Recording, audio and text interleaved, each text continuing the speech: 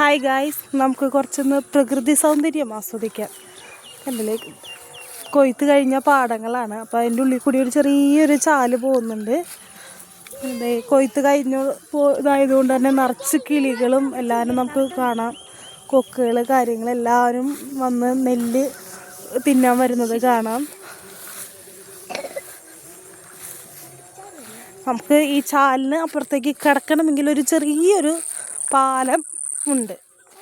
നമുക്ക് അതിനകത്തേക്കാണ് നമ്മളിപ്പോൾ ഈ പോയിക്കൊണ്ടിരിക്കുന്നത്. നമ്മൾ പാലത്തിൻ്റെ അടുത്തേക്ക് വന്ന് ഞാൻ പാലം നോക്കി നടന്ന് ഇതിൻ്റെ ഉറവിടം, ആ വെള്ളത്തിൻ്റെ ഉറവിടം എവിടെ നിന്ന് നോക്കി വന്ന് അപ്പോഴാണ് മനസ്സിലായത്. ഇവിടെ ഇങ്ങനെ ഒരു ചെറിയൊരു കുളമുണ്ട്. ചെറുതല്ല, അത്യാവശ്യം നല്ല വലിപ്പമുള്ളൊരു കുളമാണ്. കണ്ടില്ലേ, അത്യാവശ്യം നല്ല വലിപ്പമുള്ളൊരു കുളമാണ്. അപ്പോൾ അതിൻ്റെ ഉള്ളിൽ കൂടി ഒരു ചെറിയൊരു ചാല് വെട്ടിയിട്ടേക്കെന്നാണ് നമ്മൾ കാണുന്നത്. അപ്പോൾ അവിടെ ഇങ്ങനെ മോട്ടറും കാര്യങ്ങളൊക്കെ വെച്ച് സെറ്റ് ചെയ്തിട്ടുണ്ട്, വെള്ളം അടിക്കാനും ഇങ്ങനെ വറ്റിക്കാനും ഒക്കെ വേണ്ടിയിട്ട്. അപ്പോൾ ഇതിന് ഈ അടിയിൽ നിന്നാണ് വെള്ളം വരുന്നത്.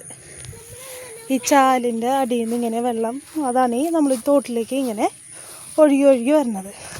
ഇവിടെയൊക്കെ കണ്ട നല്ല കണ്ണീര് പോലത്തെ നല്ല സൂപ്പർ വെള്ളം. എനിക്ക് വെള്ളം ഭയങ്കര ഇഷ്ടമാണ്. വെള്ളത്തിൽ കളിക്കാനൊക്കെ ഭയങ്കര ഇഷ്ടമാണ്. അപ്പോൾ അതേ നമ്മൾ ആ കുഞ്ഞിപ്പാലത്തിൻ്റെ അടുത്തെത്തി. ആ പാലം കിടക്കുന്നൊരു ഇതാണ് കാണുന്നത്. കൊച്ചു പാലം കിടക്കാൻ വേണ്ടിയിട്ട് വളരെ ബുദ്ധിമുട്ടുന്നു.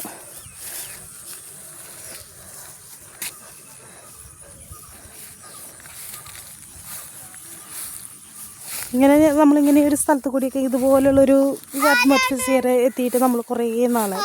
നമ്മളിതേപോലെ ഇങ്ങനെ ഇതുപോലൊരു അറ്റ്മോസ്ഫിയർ നമ്മൾ ഇങ്ങനെ നമുക്കൊന്ന് അനുഭവിക്കാനൊക്കെ കുറേ നാളായി. നമ്മൾ എപ്പോഴും സെൻറ്ററുകളിൽ തന്നെ വീടുകളിൽ അങ്ങനെ ആയതുകൊണ്ട് ഇതുപോലെ ഇതൊന്നും നമുക്ക് കണ്ടിട്ട് ഇങ്ങനത്തെ സംഭവമൊക്കെ കണ്ടിട്ട് കുറേ നാളുകളായി.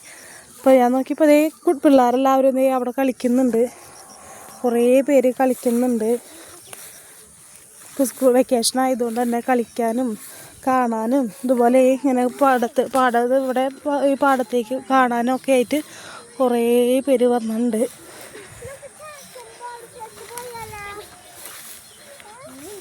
അവസാനം നടന്ന് മതിയായി, ആളൊക്കെ കയറി. അതാണ് ഈ കാണുന്നത്.